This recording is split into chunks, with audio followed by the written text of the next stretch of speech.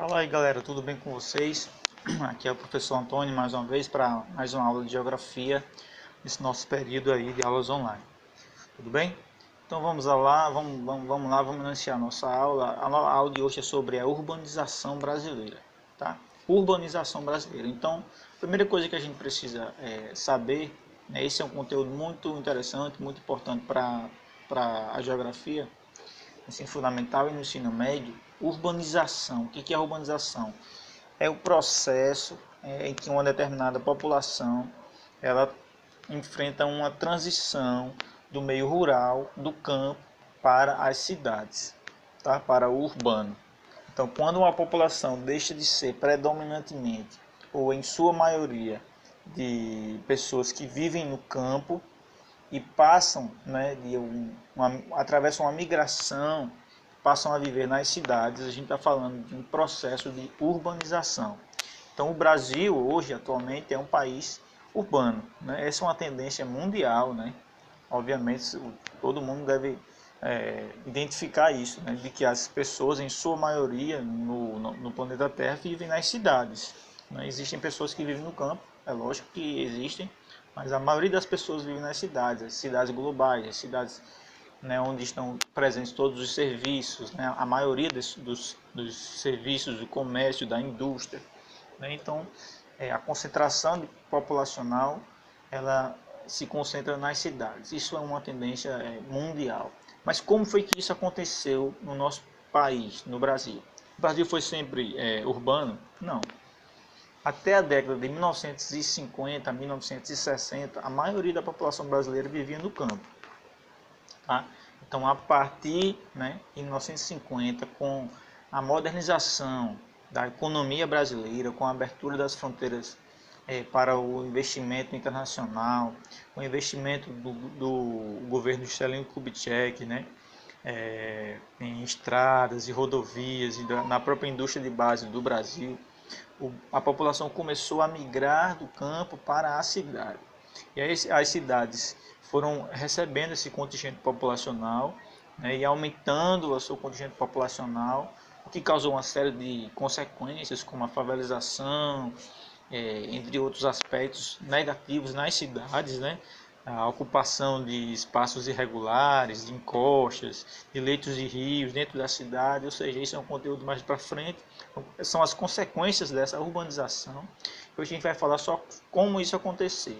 Então, como foi que aconteceu? Iniciou na década de 50 e essa transição foi feita até a década de 1970. Entre 1970 e 1980, a população brasileira ela já tinha sua maioria vivendo nas zonas urbanas, nas cidades. Tá? Então, um dado interessante. Em 1970, o país já possuía 55% da sua população vivendo nas cidades, ou seja, a população na década de 70 já era uma população predominantemente urbana no Brasil. Então esse é o que a gente entende pelo processo de urbanização. Como foi que isso se deu? Tá? Então, quais são os fatores que levam essa população a sair do campo para as cidades? Diversos são os fatores, né? A busca por uma melhoria de vida, como eu já comentei aqui. As cidades elas concentram os serviços, né? Próprio serviço de saúde, o serviço de lazer, o comércio, as indústrias, né? Então, uma série de elementos que a gente encontra na cidade e que a gente não encontra no campo. Tá? Hoje, com a tecnologia, a gente consegue até um rápido deslocamento, né, entre o campo e a cidade. Mesmo assim, a cidade continua sendo o centro emergente e o centro que congrega as populações em todo o mundo. Ok? Então, quais são as áreas, as regiões do território brasileiro que concentram maior população urbana? Porque é óbvio que a gente também pode perceber que os níveis de urbanização não são iguais para todas as regiões. O Brasil é um país predominantemente urbano, como a gente já falou aqui, porém a região sudeste, né, ela é que possui o maior contingente populacional e também o maior contingente de pessoas vivendo no meio urbano e ainda foi a primeira região a se urbanizar. Então, diversos fatores contribuíram para que a região sudeste fosse a primeira região a se urbanizar, né? Então, por exemplo, a cidade de São Paulo, né, ela detinha uma economia muito forte já na década de 60. A cidade do Rio de Janeiro era o centro político e administrativo do país. A gente tem o estado de Minas Gerais, né, com uma economia desenvolvida por conta da mineração, né? Então, a gente tinha, por conta de uma rede de circulação de estradas nos estados de São Paulo e Minas Gerais para